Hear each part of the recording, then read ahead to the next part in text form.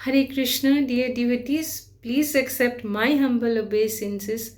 All glories to Srila Prabhupada, all glories to Srila Gurudev, His Holiness, Jayapataka Swami Guru Maharaj. Vancha kalputaruvayascha kripa sindhubhaivacha patitanang pavanebhyo Vaishnavevo Namo Nama. Hare Krishna. So, coming Thursday, 8th of May, गुरुवार के दिन मोहिनी एकादशी है। तो ये वैशाख महीना का second Ekadashi है। तो सभी भक्तजनों को विनती है बहुत अच्छी तरह से इस एकादशी व्रत को पालन कीजिए। और जो भक्तगण अभी भी शुरू नहीं किया है तो मैं हम्बल रिक्वेस्ट कि मोहिनी एकादशी से आप ये एकादशी का व्रत पालन शुरू कीजिए।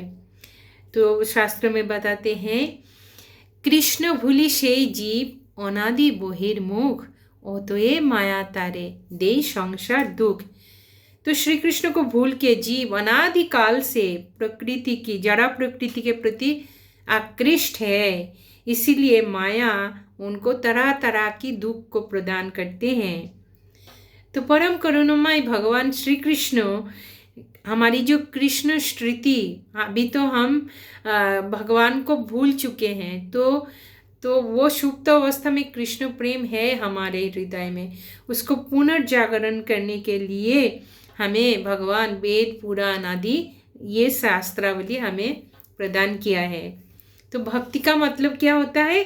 भगवान को जानना और भगवत प्रीति साधन की सहज उपाय। तो शास्त्र में 64 प्रकार की भक्तांग है, उसमें से बोलते हैं एकादशी व्रत सर्वोत्तम है। श्रवण कीर्तन स्मरण आदि 9 विधा भक्ति के बाद ही आता है। 9 के बाद आता है दशम भक्तांग रूप में एकादशी का स्थान। इस तिथि को इसलिए हरिवासर कहा गया है। तो जो भी भक्त लोग कृष्ण प्रेम पाने के लिए इच्छुक है तो उन्हें एकादशी व्रत अवश्य ही पालन करना चाहिए, जो पुराण में बताया है। एकादशी तिथि सभी की अभिष्ट प्रदानकारी है। इस व्रत पालन से सभी प्रकार पाप विनष्ट होता है, सर्व सौभाग्य और श्री कृष्ण के प्रति प्रीति विधान होती है। इसीलिए नारी पुरुष सभी इस एकादशी व्रत पालन कर सकते हैं। 8 साल से लेकर 80 साल तक उम्र के सभी भक्तजन इस एकादशी को पालन कर सकते हैं। हमारी कुछ संकटजनक अवस्था, जैसे घर में किसी का मृत्यु हुआ हो, अशौच है, श्राद्ध उपस्थित हुआ, तो श्राद्ध एकादशी में ना करके द्वादशी के दिन को करना चाहिए।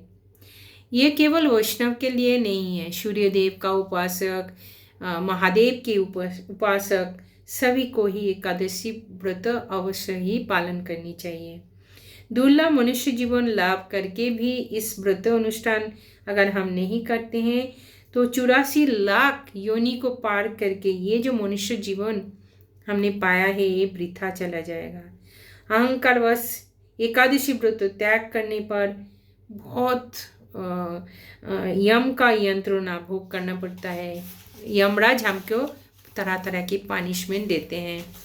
तो अभी हम मोहिनी एकादशी का व्रत पाठ करेंगे। आप लोग श्रवण कीजिए और आपके सारे परिवारजनों के लिए, फ्रेंड्स सबको ये शेयर कीजिएगा। मोहिनी एकादशी का जय। कूर्म पुराण में वैशाख शुक्ल पक्षी जो मोहिनी एकादशी का व्रत महत्व कूर्म पुराण में वर्णन किया गया है। महाराज युधिष्ठिर कह रहे हैं, हे जनार्दन, वैशाख शुक्ल पक्षी एकादशी का नाम क्या है, इससे क्या फल और ये करने का विधि क्या है, मुझे कृपया बताइए। तो भगवान कहते हैं, श्री कृष्ण, हे धर्मपुत्र, आप उत्तम प्रश्न किया है। पूर्वे श्री रामचंद्र भी वशिष्ठ मुनि के पास इस प्रश्न किया था। उन्होंने पूछे थे, हे मुनिवर, रामचंद्र भगवान पूछे थे वशिष्ठ मुनि को, मैं जनक जननी सीता की विरह जनित व्यथा से बहुत पीड़ा हो रहा है मुझे, तो एक ऐसा उत्तम व्रत बताइए जिसके द्वारा सर्व पाप क्षय होगा और मेरा सब दुख का निवारण होगा। ये बात सुनकर वशिष्ठदेव कहते हैं, हे रामचंद्र, आपने उत्तम प्रश्न किया है। यद्यपि आपके नाम ग्रहण से ही मनुष्य पवित्र होता है, फिर भी लोगों की मंगल हेतु आपके पास सर्वश्रेष्ठ और परम पवित्र एक व्रत की महात्म्य में वर्णन करने जा रहा हूँ। वैशाख महीने की शुक्ल पक्षीय एकादशी मोहिनी नाम से प्रसिद्ध है। इस व्रत प्रभाव से मनुष्य का सभी पाप, दुख और मोहजाल विनष्ट हो जाता है। इसीलिए मनुष्य का कर्तव्य होता है सभी पापक्षयकारी, सर्व दुख विनाशी इस एकादशी व्रत पालन करना। एकाग्र चित्त से इनकी महिमा आप श्रवण कीजिए। इस कथा अगर कोई एकादशी ना भी करे, इस व्रत महत्व श्रवण मात्र ही सर्व पाप विनष्ट हो जाता है। पवित्र सरस्वती नदी के तीरे भद्रावती बोल के एक नगरी था। चंद्रवंशजा धृतिमान, चंद्रवंश में उनका जन्म हुआ था। धृतिमान बोल के एक राजा वहाँ राज करते थे। इस नगरी में धनपाल बोल के एक वैश्य भी निवास करता था। वे पुण्यकर्मा और समृद्धशाली व्यक्ति था। वे नलकूप, जलाशय, उद्यान, मठ, गृह इत्यादि निर्माण किया था।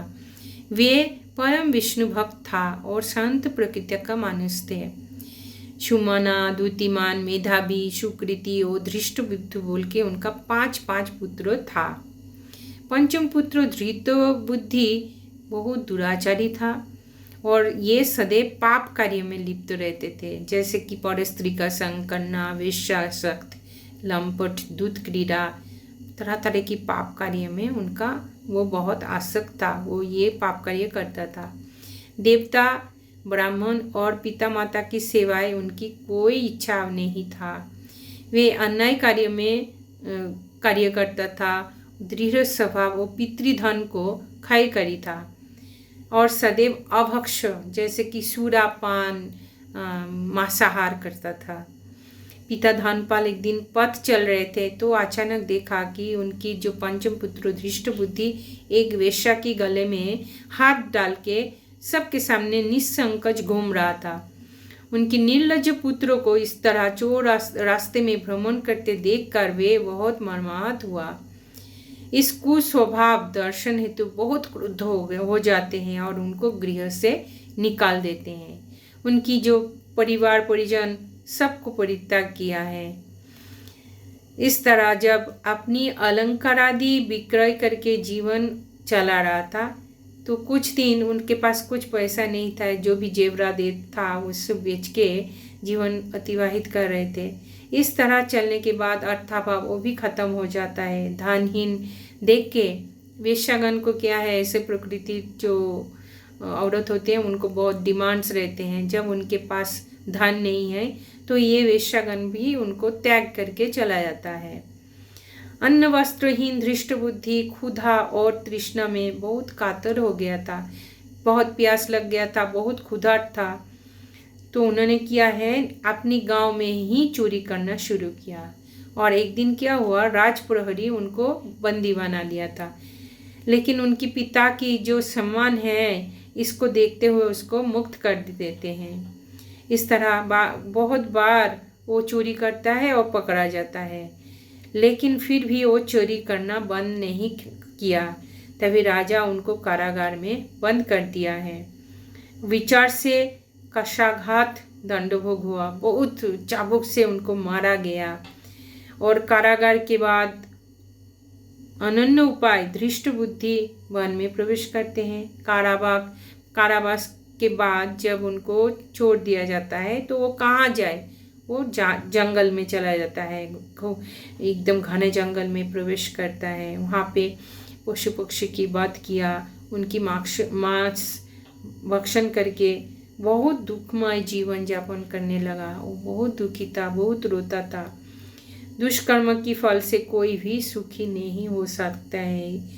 तो ये जो धृष्टबुद्धि है दिवा रात्रि दुख शोक में जर्जरित था और इस तरह बहुत दिन बीत चुका था। कोई भी पुण्य फल से एक दिन सहसा कौंडिन्य ऋषि के आश्रम में, उस जंगल में उनके आहोभाग्य से देखा कि एक मुनि के आश्रम है, कौंडिन्य मुनि की आश्रम है। तो वैशाख महीने में ऋषिवर गंगा स्नान करके आश्रम की ओर प्रत्यावर्तन कर रहे थे। तो मुनि तो नहा के पवित्र नदी में गंगा स्नान करके जब जा रहे थे, तो शुकाकुल धृष्ट बुद्धि उनके सम्मुख उपस्थित होता है। और घटनाक्रम से तो वो उनके शरीर भीगी हुई थी, वस्त्र भीगी हुई थी। जब उनके सम्मुख आके प्रणाम किया तो उनके ऋषि की वस्त्र से एक बिंदु जल उनके शरीर को स्पर्श करते हैं। इस जल स्पर्श में उनकी सभी पाप दूर हो जाता है और उनकी शुभ बुद्धि की उदय होता है।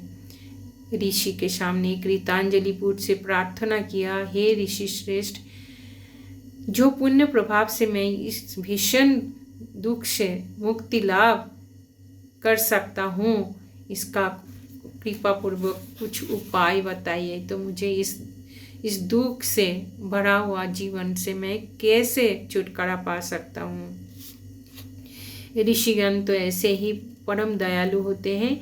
महामुनि वशिष्ठ कह रहे हैं कि आप कौंडिन्य ऋषि के उपदेश बोलते हैं, जो ऐसा कुछ उपाय, पवित्र कुछ व्रत करने का उपाय बताइए, ताकि इस दुख से मुझे मुक्ति लाभ होगा, मुझे बताइए। ऋषिवर कह रहे हैं, वैशाख मास की जो शुक्ल पक्ष या मोहिनी एकादशी प्रसिद्ध है, इस व्रत का आप पालन करो और इस व्रत के फल से मनुष्य का बहु जन्म जन्म की जो पाप राशि है वो विनष्ट हो जाता है।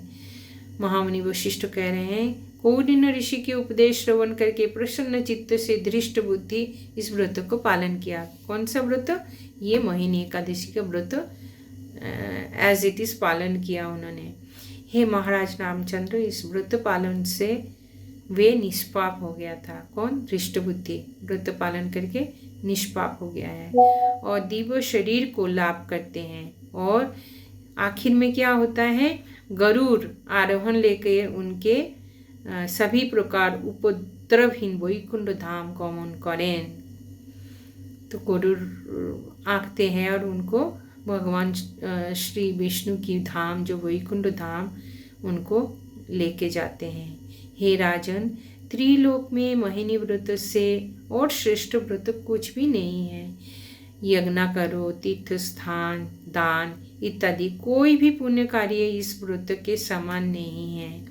इस व्रत कथा, केवल इस व्रत कथा को आप एकादश के दिन अगर श्रवण करते हैं तो श्रवण कीर्तन में सहस्त्र गोदान की फल लाभ होता है। 100 गोदान की फल आपको प्राप्त होगी केवल मात्र इस मोहिनी एकादशी का व्रत को आप श्रवण कीजिए इसके द्वारा, और बाकी सभी लोगों को भी ये व्रत कथा आप पहुँचाइएगा। इस तरह हम कितने कितने जन्म का संचय किया हुआ पाप कर्म को हम विनाश कर सकते हैं। बोलिए मोहिनी एकादशी की जय। आप सब जानते ही हैं कि उस दिन ग्रेन और बीन्स नहीं खाना है, ना चावल रोटी ये सब नहीं खाना चाहिए। साबुदाना खिचड़ी, काउन जो बोलते हैं, सामा का पुलाव, सब्जी, रायता, दूध, फलाहार कर सकते हैं।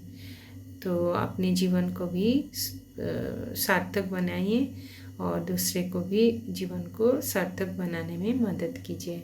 हरे Krishna. Thank you so much. धन्यवाद, प्रणाम। बोलिए मोहिनी एकादशी की जय। गौर सीतानाथ प्रेमानंदे। हरि हरि हरि बोल।